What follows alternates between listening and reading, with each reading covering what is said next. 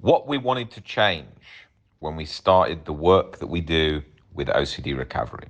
Well, the kind of system way of doing things is you want to get OCD help. You go online, you go on Google, and you look up an expert for OCD. You ring them, and then they say, we haven't got any appointments for 3 weeks. Okay. Can I get an appointment? Yes. You'll need an introductory call. What's that? That's an hour and a half long call where we go through all your history, and that needs to be done first. Okay. Will we be able to get into my OCD? No, it's an introductory. It needs to just go through all your background. Okay, fine. When can I then have my first session after that? Oh, that will be another 2 weeks after the appointment. It looks like the diary's full. And this is not including if we're going just on NHS, which will be months and months and months and months. And I completely understand places are busy.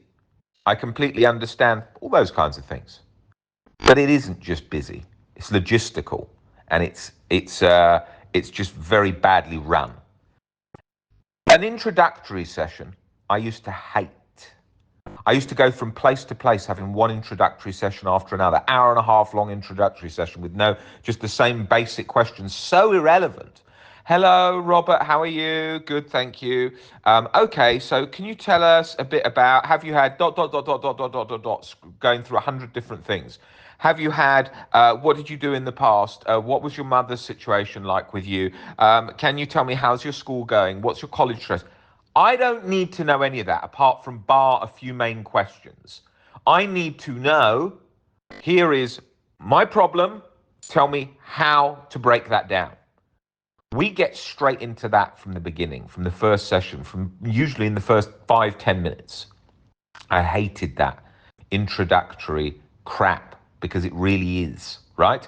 Yes, you need a certain amount of significant questions. Key, we ask the same questions too.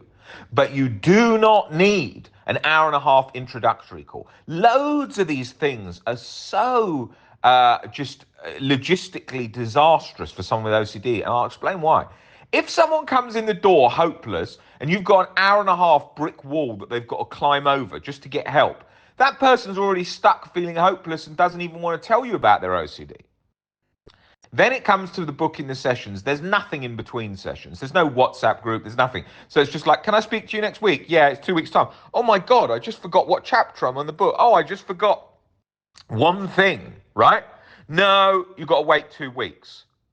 That's why we brought out a WhatsApp group. Other people can say, hey, look, this is possibly that thing, but you can get that covered in your next session, but we can suggest this in the meantime. That's a game changer. Otherwise, especially with OCD, if I didn't have the WhatsApp groups, people would be sending me 100, 200, 300 messages a day. Well, they still do anyway, with the WhatsApp groups there. But I'm saying that's what's so key. That system, the way it's done, is so cloggy and just a problem for recovery. The whole way that you go in for help is a disaster. Because, think about it like this, right? When you come in and speak to me, you speak to me on a level, right? I'm a human being, I'm real. These are my problems. These are problems in life that we go through. This is how it relates to me, right? Then look at the system's way of doing things.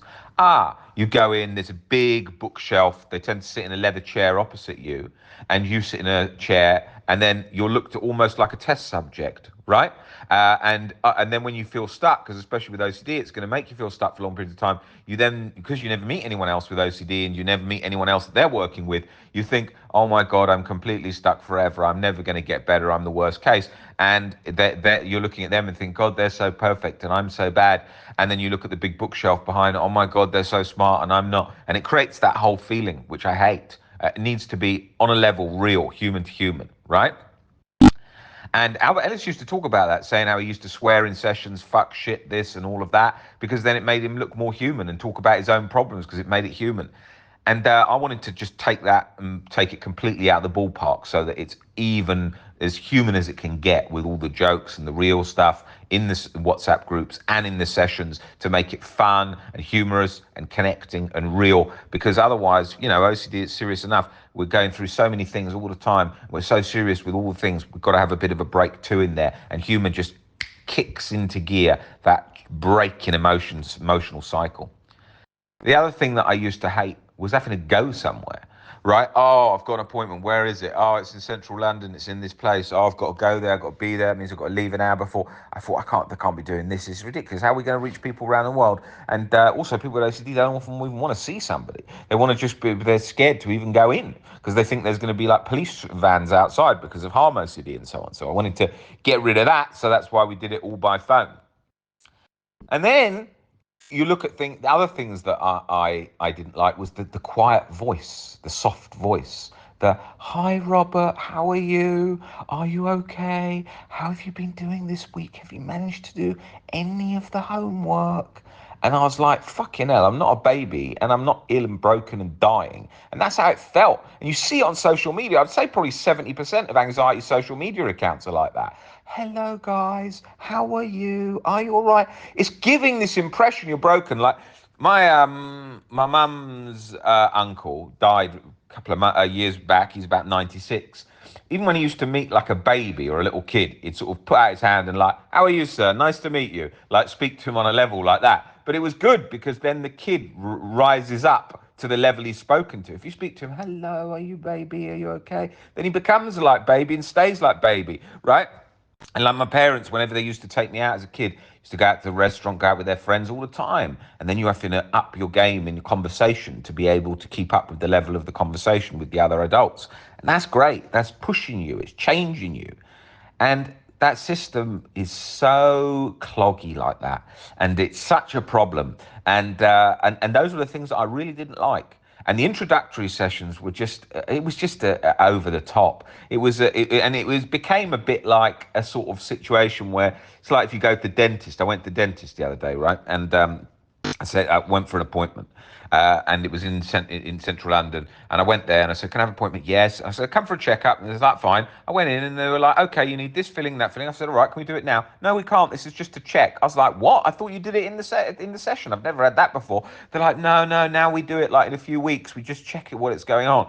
And I was like, this is ridiculous. There's no need for that. You could just do it in one go. There's no need to have the other one. You could do it now. And that's the problem. It's because of all of that sort of just very restrictive way of doing things. There's no need for hour and a half long introductory session for OCD. I could demonstrate 100 points of why that's not needed and why that's a complete waste of time. You've got to bypass things that are useless. It's like I've just got a new phone here and it's now not got a SIM card in it because the new iPhone doesn't need it. It's got an eSIM. You don't need a SIM card. All the problems with taking a SIM card out, the little pin, putting it in the new phone, changing it over, all that shit gone. And that's what OCD recovery to get people recovered, you've got to speed up the process and you've got to do everything possible to make it easier and faster, right? And the biggest, cloggiest waste of time is the long introductory session of, "So, did you used to have anxiety when you were 5? Did you have it when you were 7? Do you think anything happened when you were 7 that you might be sort of subliminally unaware of, that could have happened that you didn't know?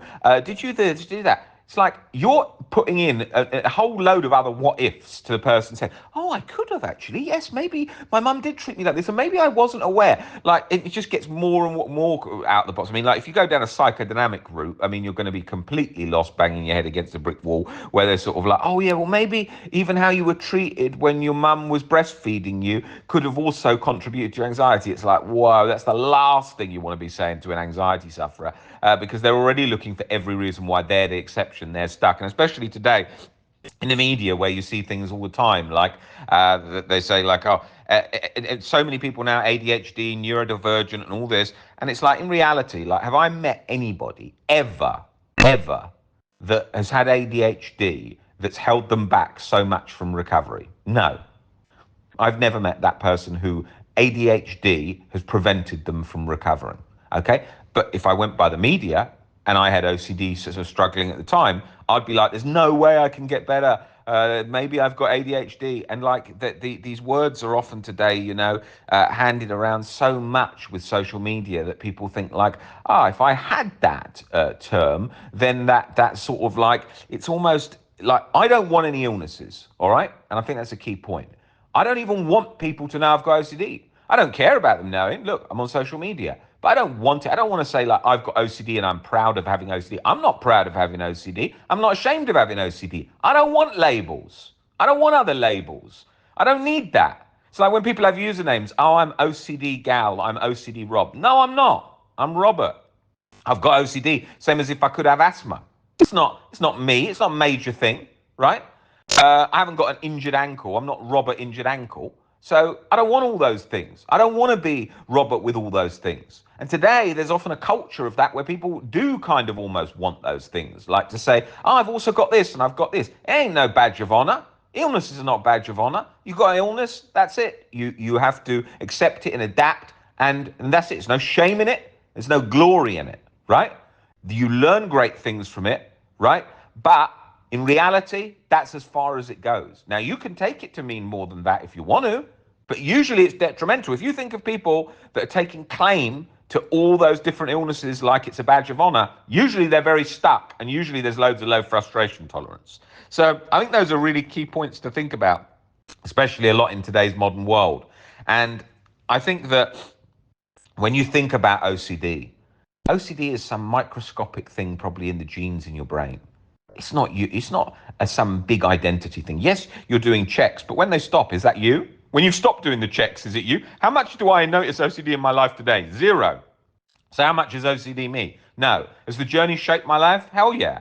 But has OCD itself, is it me? Is it my identity? Would you notice it in my personality? No. Right? So is it a fraction of my life? Sure. Right? Because I've got it. Yeah? But even working with OCD, I probably work with more people than anyone works with OCD, right? Because we work with a huge number of people all around the world, right?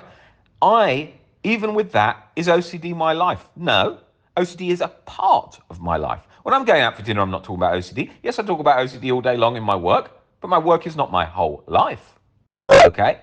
You've got to think like that.